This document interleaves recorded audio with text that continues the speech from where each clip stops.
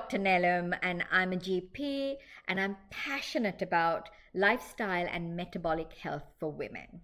And I'm Ronit. I'm a happiness coach, and I help women shift their mindset and reach a healthy body, healthy mind. We believe that true health starts from within, when science, lifestyle, and mindset come together.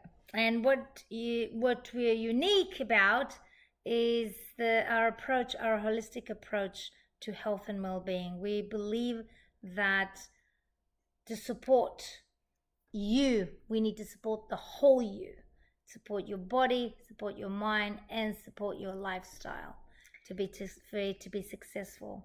So let's revolutionize your health together. Yes, and today's episode we're talking about laziness. It's like but I want you to know that in my background I'm a teacher, and that happens to me a lot, and I work with children as well, and I hear this a lot. Oh, he's too lazy. Yeah. I'm too lazy. Oh, I'm too lazy for this, doing this, and we want to debunk some of those myths. Exactly. So what lazy is like, what does it mean, lazy?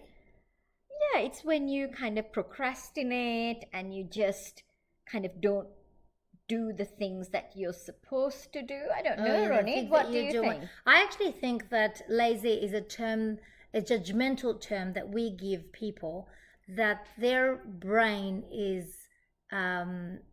who is wired for safety, is making a decision not to act.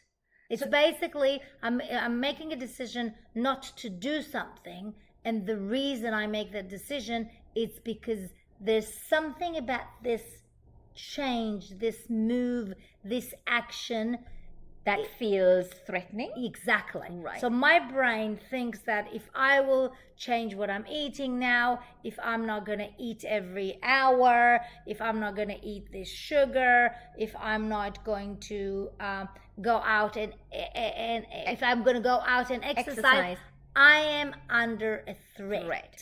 So basically, the laziness then becomes like a type of coping mechanism. Exactly. And you've always talked about that, right? Exactly. That everything we do is a type of coping mechanism. It's a type of coping mechanism because we are wired for safety.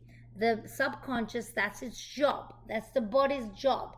Every cell in your body is wired to keep you safe. And if there are any reason, physical, emotional, sometimes in your imagination, you think they think that there is a threat, they will prevent you from doing something. Right. Okay. So then that kind of leads to so this, at some point this behavior served you, right, in childhood or some point during growing up, but now it is holding you back. Exactly. And it is okay to realize that, yes, in the past, I did something and you're not broken. You did it in the past, not because you were lazy back then or not because you were stronger back. There's nothing about this thing this judgment is useful for you. The brain discovered that this was the safest thing to do. And whenever there's a slight threat, he goes to patterns. That worked for you in the past. Yes. Now, you're not the same person you were in the past. You are growing and evolving and learning new things every day. And if you come and say, I need to change now, then your brain will actually try to go back. I can give you an example of me. Until I did the work of convincing my own mind that I will be safe. Yes. If I eat camembert and cream and butter, or that I will be safe if I don't eat that cake.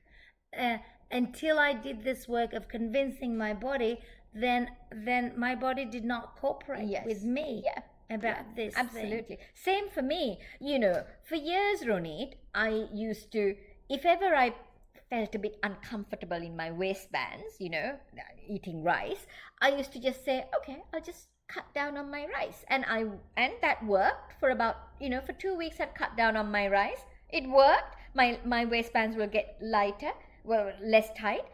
And then I'd go back to eating exactly what I ate before, until my brain needed the science of insulin resistance to say, this is why. And then once the brain knew this is why, then I could change those behaviors and had a lot better success. Exactly. So the first thing we would like to encourage you is do not be judgmental.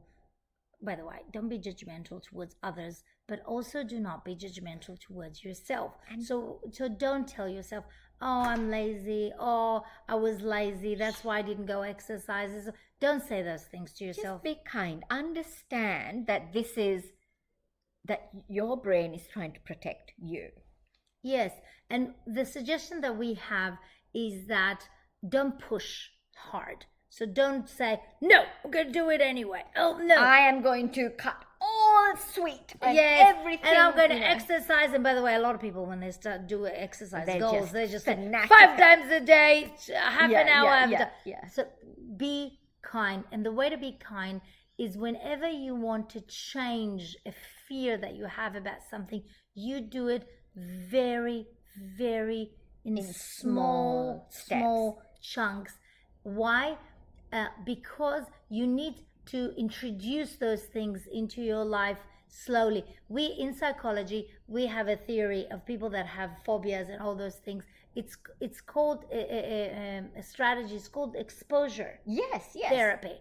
And exposure therapy is that when you have a fear of something, basically all phobias is because the brain thinks that it's a threat for you to go up the elevator, or whatever that thing is. So saying to yourself, oh, it doesn't make sense, it's like, come on. It's not going to work. It's not going to work. Your body, for some reason, believes with every cell of the body that you're going to be at risk if you're going to go on an elevator, So don't use the logic. It's not going to work. Because it's not going to work. So the exposure therapy says that you expose people slowly in small chunks, and you basically prove to your body that actually it's not so nothing really happens. So people basically they talk about elevators and they see photos of elevators and all those things, and then they stand next to an elevator and then the brain says, oh, I'm fine,